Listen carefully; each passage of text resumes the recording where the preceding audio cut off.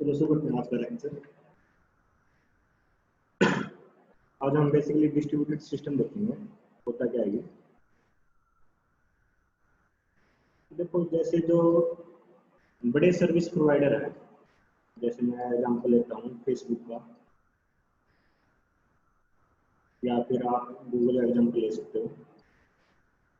ठीक है, सपोज करो कि जो फेसबुक का डेटा है, देखो हर इंसान जिसका भी फेसबुक का अकाउंट है वो कुछ पोस्ट डालता है फेसबुक पे, कुछ स्टेटस डालता है, ठीक है, कुछ इमेज वगैरह उसने अपलोड करी, वो आपका डाटा कहीं ना कहीं स्टोर हो रहा है।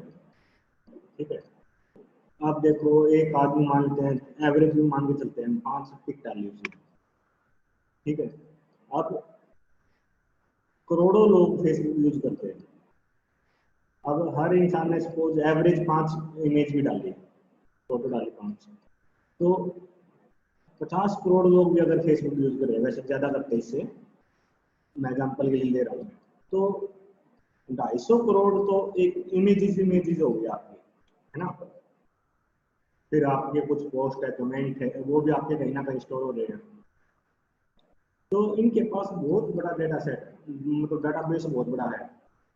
ऐसे ही गूगल का है, आप कुछ भी सर्च करते हो गूगल पे, आपको मिल जाता है उसका जवाब, कहीं ना कहीं वो स्टोर है ना।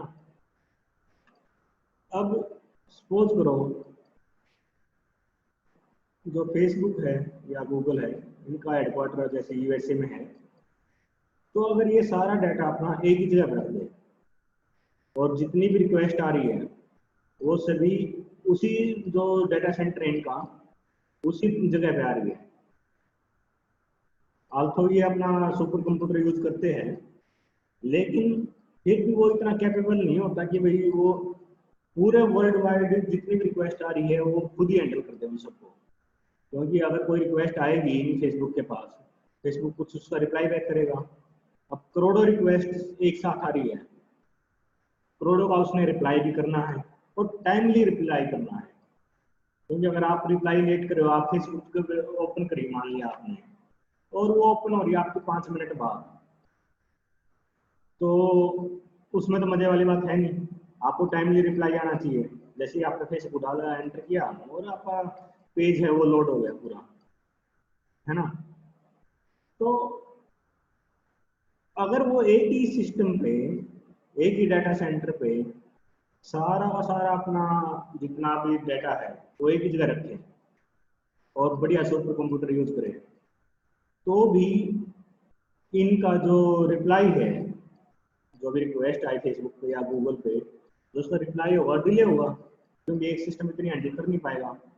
तो उसका सोल्यूशन क्या करते हैं कि भी जो डाटा है फेसबुक का, उसको हम डिवाइड कर देंगे बेसिकली मल्टीपल मशीन्स पे। डिवाइड नहीं करेंगे, बेसिकली रेप्लिकेट कर देंगे। तो अगर डिवाइड कर दिया, सपोज करो डिवाइड करने में क्या हुआ कि भाई आधा डाटा इसके पास गया, कुछ डाटा इसके पास गया और कुछ डाटा इसके पास गया। अब कोई रिक्वेस्ट आई, सपोज करो मैं मान लेता हूँ कि भाई इंडिया वाले जो यूजर है, उन्होंने इंडिया वाले यूजर्स का डाटा इस मशीन पे डाल दिया। ठीक है, अभी के लिए तो ठीक है भाई, जब बंदा इंडिया में है और वो फेसबुक यूज करता है, ठीक है, उसका मान लिया जो ये मशीन है आपकी हैदराबाद में सेट कर दी उन्होंने। वैसे फेसबुक का हैदराबाद में ही है मेरे हिसाब से। तो इंडिया में तो ठीक है, वो बंदा अगर इंडिया में, तो उसकी रिक्वेस्ट का जो टाइमली रिप्लाई मिल जाएगा उसको। सपोज करो बंदा मूव कर गया India to let's say USA, लेकिन उसका डाटा पड़ा है इंडिया वाली मशीन पे, इस पे। अब इस केस में तो जब वो यूएसए में चला गया, यूएसए से उसकी रिक्वेस्ट आएगी किसके पास, इंडिया वाली मशीन के पास, फिर उसको रिप्लाई मिलेगा, है ना। तो ऐसे करने से क्या होगा, जो उसका रिप्लाई है वो प्रॉपर नहीं जा पाएगा, टाइमली नहीं जा पाएगा। तो उसका क्या सोल्यूशन करते हैं, एक ही डाटा की मल्टीपल कॉपीज कर देते हैं और उसको डिस्ट्रीब्यूट कर देते हैं डिफरेंट डिफरेंट मशीन के ऊपर। ठीक है, ऐसा करने का बेनिफिट क्या हुआ, हर एक डाटा की कॉपी हर मशीन पे है, इसके पास भी वही कॉपी है, इसके पास भी वही कॉपी है। अब जब भी इसके पास कोई रिक्वेस्ट आएगी, जो भी बेसिकली होता क्या है, जो मशीन आपकी क्लोजेस्ट होती है, आपकी रिक्वेस्ट उस मशीन पे जाती है ऑटोमेटिकली। ठीक है, तो आज जैसे आप इंडिया में हो सकता है ये इंडिया वाली आपकी हैदराबाद में मशीन है और इसके ऊपर आपकी रिक्वेस्ट गई, कल आप सपोज यूएसए में चले गए तो आपके जो यूएसए का जो हेडक्वार्टर डाटा सेंटर है उनका, तो उस मशीन पे आपकी रिक्वेस्ट जाएगी। ठीक है, बेसिकली ये काम ऐसे ही करता है। अब सपोज करो कोई फेलियर आता है, मान लिया ये मशीन आपकी डाउन हो गई, लेकिन बाकी मशीन तो अभी वर्किंग है, आपका जो डाटा यहाँ था वही सेम डाटा यहाँ पर भी है दूसरे मशीन पे। अगर एक मशीन डाउन होती है आपकी, तो भी आपकी जो रिक्वेस्ट है वो ऑटोमेटिकली रिडायरेक्ट हो जाती है जो दूसरी क्लोजेस्ट मशीन होती है। ठीक है, ये बेसिकली डिस्ट्रीब्यूटेड सिस्टम का कंसेप्ट है। अब इसके एडवांटेज है तो क्या क्या है वो देख लेते हैं। एक तो रिसोर्स शेयरिंग हो रही है,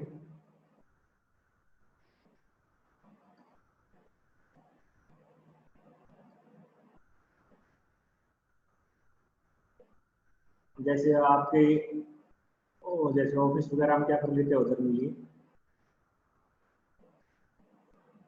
ये मल्टीपल मशीन से मान लेते हैं, ये अलग अलग मशीन है और वो एक ही प्रिंटर से कनेक्ट कर देंगे सारे।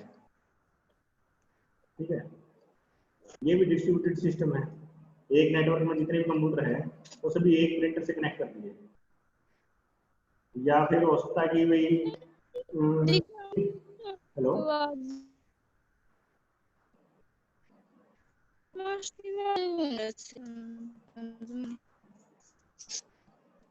अगर किसी ने कुछ पूछना नहीं है तो अपना माइक बंद करें।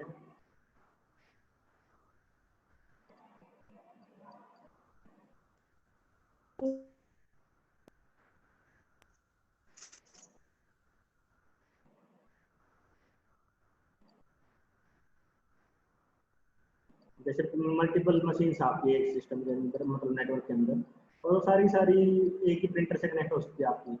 या फिर जितनी मशीन है सभी का जो हार्ड डिस्क है वो सेंट्रल एक हार्ड डिस्क एक कंप्यूटर रख दी और सारे कंप्यूटर आपके इससे कनेक्ट है। ठीक है, इसका बेनिफिट क्या होगा, सपोज करो इस मशीन ने मान लेते हैं ये मशीन आपकी P1, ये P2 और ये P3। ठीक है, इसने कुछ राइट किया तो आपका इस मशीन पे जाकर राइट हो गया। अब इसने कुछ डाटा यूज करना है जो कि दूसरे सिस्टम के द्वारा राइट किया गया है, तो ये डायरेक्टली यहाँ से राइट कर लेगा, मतलब रीड कर लेगा। अगर ये P1 में जो मशीन है ये अपने ही सिस्टम पे रखे उस डाटा को, तो P2 को अगर वो डाटा यूज करना है तो वो क्या करेगा, इसके पास रिक्वेस्ट करेगा तब इसको मिलेगा वो डाटा। तो सेंट्रल डिस्क करने का बेनिफिट क्या हुआ, सारी की सारी जितने मशीन है वो उसको रीड कर सकती है और अपडेट भी कर सकती है। ठीक है, तो रिसोर्स शेयरिंग इसका बेनिफिट है। अब जो डिफरेंट डिफरेंट जो मशीन्स है वो सारी एक दूसरे से कनेक्टेड है। तो देखो हर एक मशीन का हार्डवेयर अलग हो सकता है, ऑपरेटिंग सिस्टम अलग हो सकता है ना। तो जो हिट्रोजीनियस आपके जो डिवाइसेस हैं वो भी आपस में एक दूसरे से कम्युनिकेट कर सकते हैं, तो उसका जो आर्किटेक्चर है इस तरह से डिजाइन किया जाता है।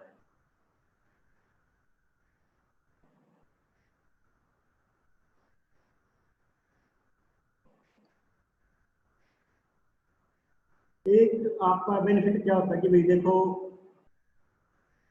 मल्टीपल मशीन्स है, यहाँ पर मल्टीपल मशीन है, मान लेते हैं उन्होंने ये डिवाइस हार्ड डिस्क यूज करनी है, तो साइमल्टेनियसली वो आपका रीड राइट कर सकते हैं। ठीक है ना, लेकिन एक ही डाटा पे एक एट ए टाइम एक ही चीज एक ही बंदा कोई भी है मशीन है वो राइट कर सकती है।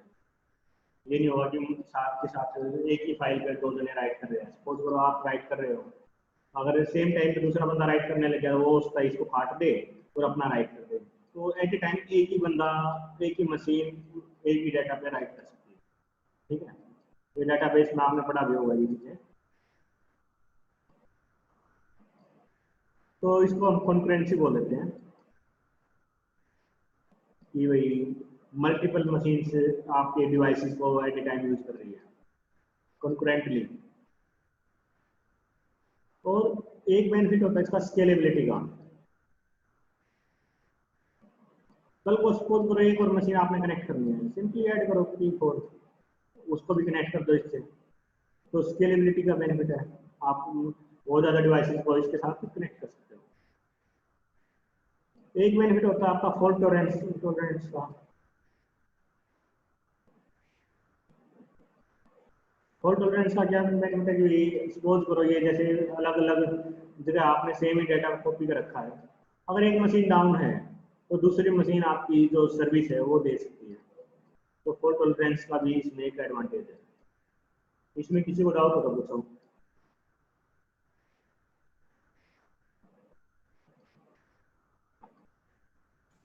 No sir.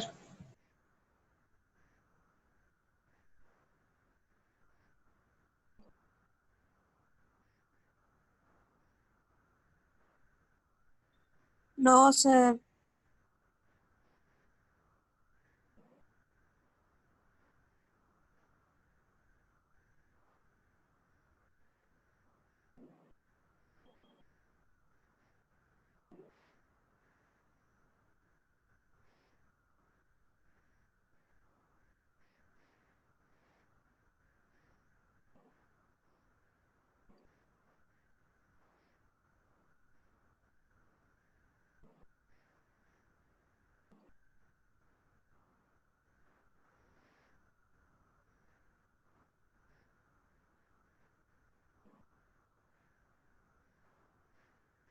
तो अब नेक्स्ट देखते हैं क्लाइंट सर्वर मॉडल।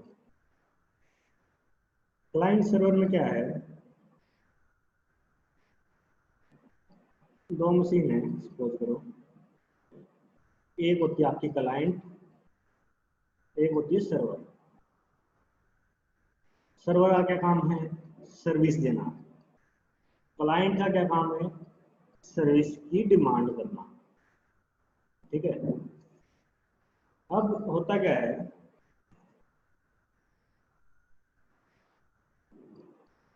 जैसे आपने कोई सर्विस चाहिए, मैं सिंपल एग्जांपल ले लेता हूँ। मान लेते हैं आपने फेसबुक ओपन करना है, कैसे करोगे, सबसे पहले ब्राउजर ओपन करोगे या मोबाइल ऐप हो सकती है आपकी। ठीक है, अगर लैपटॉप में डेस्कटॉप पे अगर आप ओपन कर रहे हो तो ब्राउजर ओपन करोगे, ऊपर यहाँ पर जो यूआरएल है, ये यूआरएल डालोगे यहाँ पर facebook.com, है ना। तो होगा क्या, ये तो आपकी मशीन है, आपका पर्सनल कंप्यूटर, यहाँ से जब आपने ब्राउजर में ये रिक्वेस्ट डाली facebook.com ओपन करने के लिए, तो क्या होगा, रिक्वेस्ट जाएगी सर्वर के पास। ठीक है, और सर्वर इसका रिप्लाई बैक करेगा। facebook.com क्या है, बेसिकली एक एड्रेस होगा, आईपी एड्रेस, है ना। जितने भी डोमेन नेम होते हैं ये फेसबुक गूगल.com, सबका कोई ना कोई आईपी एड्रेस होता है। तो क्या करता है ये, फिर जो इसका कन्वर्ट करेगा ये आईपी एड्रेस में, और आईपी एड्रेस की जो डिमांड है वो जाएगी आपकी सर्वर के पास राउटर्स के होते हुए, और वापस रिप्लाई बैक आएगा मशीन के ऊपर। तो यहाँ डिमांड किसने करी, हमने, तो हम हो गए यहाँ पर क्लाइंट। सर्वर कौन हुआ, जिसने इसकी सर्विस दी। ठीक है, ये बेसिक जो इसका कंसेप्ट है वो यही है कि ये क्लाइंट होगा, एक सर्वर होगा। क्लाइंट मल्टीपल भी हो सकते हैं, सर्वर एक ही होता है। ठीक है, और वो डिमांड कर रहे हैं सर्वर को, रिक्वेस्ट कर रहे हैं, और सर्वर क्या करेगा, उसका रिप्लाई बैक करेगा, रिस्पॉन्स देगा। आप मल्टीपल क्लाइंट ले सकते हो। ठीक है, ये सारे इंटरनेट से मान लिया कनेक्टेड आपके, यहाँ आपकी रिक्वेस्ट जा रही है और सर्वर से आपको रिप्लाई भी मिलेगा, रिस्पॉन्स। कोई जरूरी नहीं है कि आप इंटरनेट से कनेक्टेड हो। ठीक है, आप वैसे भी, आप जो लैन होती है आपकी, लैन से भी आपके मल्टीपल जो डिवाइसेस है वो आपस में कनेक्ट कर सकते हो, और उसमें भी आप किसी एक को सर्वर बना सकते हो और बाकियों को क्लाइंट बना सकते हो। जो डिस्ट्रीब्यूटेड सिस्टम है क्लाइंट सर्वर, उसी का एक पार्ट है। ठीक है, अब जैसे सपोज करो एक हमने पिछले केस में क्या किया था, एक मशीन ली थी और हमने इस पर हार्ड डिस्क रख दी है ना, और बाकी मशीन से हमने इसके साथ कनेक्ट कर दी। ये तो हो गए आपके क्लाइंट्स।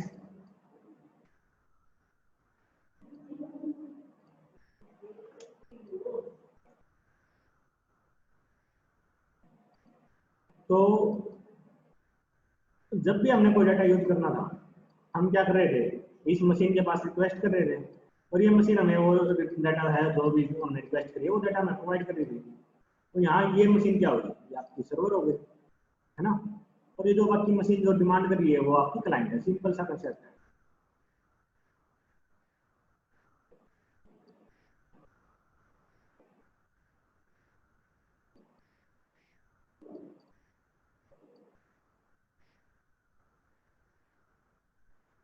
अब सपोज करो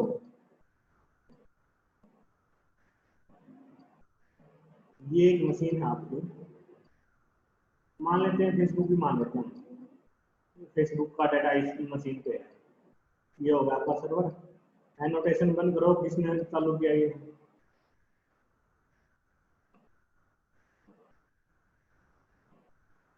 ठीक है। अब इस फेसबुक का डाटा मान लिया यूज करना है, इस मशीन ने सपोज किया PC1 है, ये PC2 है और ये PC3 है। अब PC1 ने फेसबुक ओपन करनी है, वो रिक्वेस्ट जाएगी आपकी फेसबुक के पास वाया इंटरनेट, ठीक है। सेम रिप्लाई आ जाएगा इसके पास। ऐसे ही PC2 ने रिक्वेस्ट करी फेसबुक की और ये वापस इसका रिप्लाई आ गया। अब PC3 ने करी और ये इसका रिप्लाई कर देगा, ठीक है। अब इमेजिन करो एक सिचुएशन, आपके पास बहुत सारे कंप्यूटर है, या सॉरी मैं लैंग्वेज चेंज करता हूँ, और बहुत सारे यूजर है। मान लेते हैं कि जो फेसबुक का एक सर्वर है वो, मान एग्जांपल के लिए मान लेता हूं मैं कि भाई 1 करोड़ रिक्वेस्ट को एट ए टाइम हैंडल कर सकता है, ठीक है। 1 करोड़ लोगों ने फेसबुक ओपन करने की रिक्वेस्ट करी तो सर्वर बिना किसी डिले के वो फटाफट उनका रिप्लाई कर देगा। लेकिन सपोज करो अपनी रिक्वेस्ट हो गई 1 करोड़ से ज्यादा, 1.1 करोड़। अब क्या होगा, जो सर्विस है वो डिले होनी शुरू हो जाएगी, क्योंकि जो सर्वर है उसी कैपेसिटी 1 करोड़ रिक्वेस्ट हैंडल करने की है, लेकिन हमने रिक्वेस्ट कर दी 1 करोड़ से ज्यादा, तो उसकी लिमिट से बाहर हो गया, तो क्या हुआ, डिले होना शुरू हो जाएगा। तो हो सकता है कि फेसबुक उसमें कुछ रिक्वेस्ट को कैंसिल भी कर देंगे, है ना, सर्वर कुछ रिक्वेस्ट को आपकी एक्सेप्ट ना करे। तो इसको बोलते हैं हम denial of services, denial of services.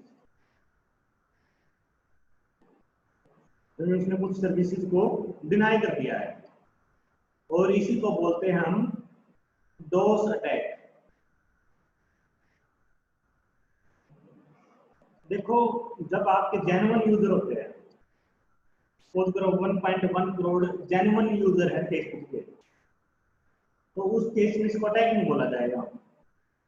लेकिन कई बार क्या होता है कि भाई हमने किसी चीज की सर्विस डाउन करनी है, जो हैकर वगैरह क्या करते हैं, ऑटोमेटिक यूजर क्रिएट करते हैं और वो बार बार अपने आप रिक्वेस्ट करनी शुरू कर देंगे सर्वर से फेसबुक की। प्रोग्रामेटिकली बेसिकली प्रोग्राम बना दिया कि भाई वो ऑटोमेटिक रिक्वेस्ट जाए, क्योंकि ये खुद तो क्रिएट कर नहीं सकता कोई बंदा, वो बार बार इतनी रिक्वेस्ट करेगा लेकिन तो उसका टाइम ज़्यादा लग जाएगा। तो प्रोग्राम लिख दे जाते हैं उसके लिए और वो रिक्वेस्ट करते हैं, तो उसको बोलते हैं हम। उस केस में क्या होगा, सर्वर आपका डाउन हो जाएगा, बिल्कुल वो सर्विस दे नहीं पाएगा। तो उस केस में इसको हम डिनायल ऑफ सर्विसेज अटैक बोलते हैं, डॉस अटैक शॉर्ट में। जैसे कई बार आपने ध्यान दिया हो तो 10th+2 का जब रिजल्ट आता है, कुछ टाइम के लिए उस दिन वेबसाइट डाउन करते, कई बार डाउन क्यों हुई, उसके यूजर ज्यादा हो गए, सभी उस टाइम देख रहे हैं मैं रिजल्ट देख लूँ, मैं भी रिजल्ट देख लूँ, लेकिन जो वेबसाइट है उसकी तो एक कैपेसिटी है, उससे ज्यादा अगर उसके पास रिक्वेस्ट आ गई तो डाउन हो जाएगी, है ना। तो इसको बोलते हैं डिनाइल ऑफ सर्विसेज। और जब आप प्रोग्रामेटिकली यूजर क्रिएट करके उस पर सर्विस की डिमांड करते हो तो उसको डोस अटैक बोल देते हैं। इतना सबको क्लियर है?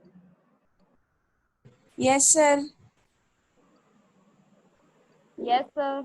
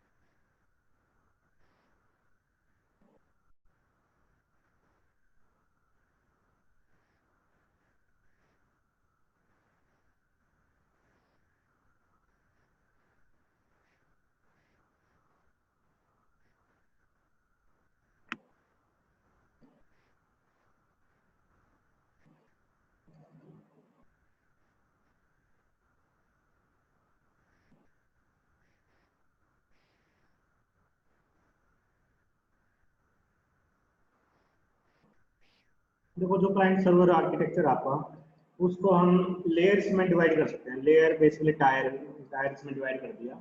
एक टायर को हम एक लेयर बोलते हैं जनरली। जो 2 टायर है उसमें क्या होगा, क्लाइंट्स होंगे और एक सर्वर होगा। ये आपके क्लाइंट्स हो गए और ये आपका सर्वर। ये आपकी रिक्वेस्ट कर रहे हैं और सर्वर आपका रिप्लाई बैक कर रहा है। तो ये एक टायर हो गया आपका और एक टायर ये हो गया। Tyre basically layer. तो ये आपका क्या है, 2 टायर लेयर आर्किटेक्चर, ठीक है। फिर होता है 3 टायर आर्किटेक्चर। 3 टायर में क्या होगा, एक लेयर और एक्स्ट्रा ऐड कर दी जाती है। एक लेयर सपोज करो मैंने यहाँ ऐड कर दी बीच में। जैसे 3 टायर की मैं अगर बात करूँ, सपोज ये आपके क्लाइंट्स हैं, बीच में मैंने एक लेयर और ऐड कर दी, और यहाँ पर आपका सपोज करो सर्वर है। आपकी जो रिक्वेस्ट है सर्वर के पास, ये जो मिडल लेयर है इसके थ्रू आपकी सर्वर के पास जाएगी, ठीक है। और वापस रिप्लाई भी इसी के थ्रू आएगा। अब ये जो लेयर है बीच में ऐड करी है, इसका बेनिफिट क्या है, क्या काम करती है ये लेयर बेसिकली?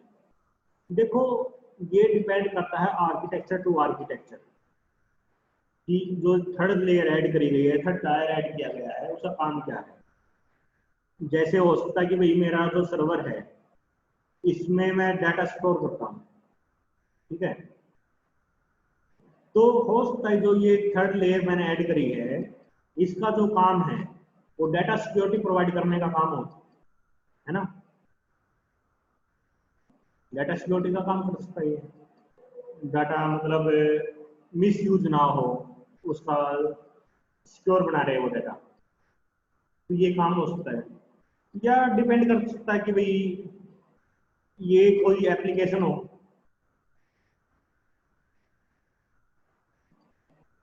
जैसे सपोज करो आपने कोई रिक्वेस्ट करी और आपकी जो जो टायर है ये बीच वाला, ये आपका डाटा को मतलब रिक्वेस्ट को एनक्रिप्ट कर दे। कुछ भी हो सकता है, मैं एग्जांपल के तौर पे ले रहा हूँ।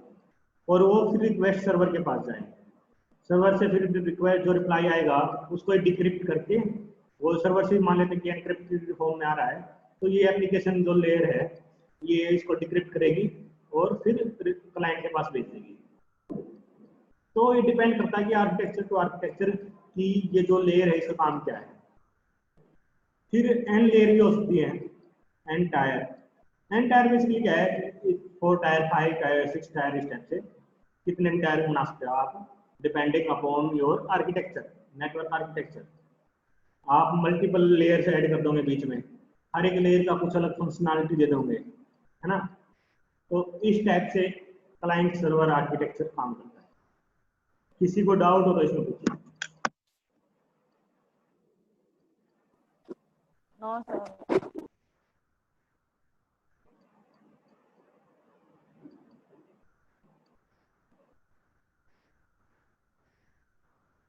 जैसे जैसे टायर इंक्रीज करेंगे, लेवल इंक्रीज करेंगे, देखो कॉम्प्लेक्सिटी थोड़ी बढ़ती है, लेकिन कुछ ना कुछ वो फंक्शनैलिटी भी प्रोवाइड करती है आपको, तो इसीलिए वो टायर इंक्रीज करे जाते हैं।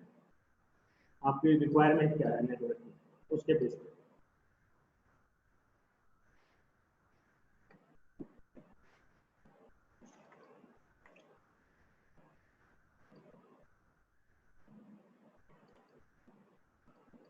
डाउट किसी को?